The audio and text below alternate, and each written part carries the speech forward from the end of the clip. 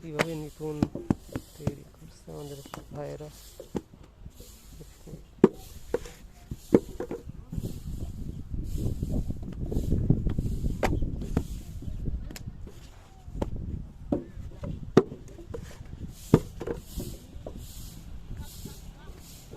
সত্যি অসাধারণ।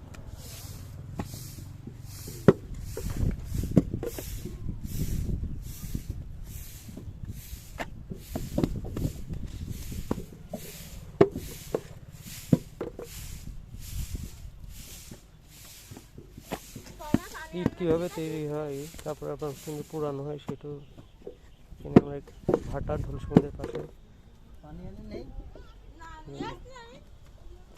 বড় ভাই বাসা কোথায়? বড় ভাই ও আচ্ছা আচ্ছা, মাগুরাতে ভাইয়াটা ঝিনাইদহ এসেছে।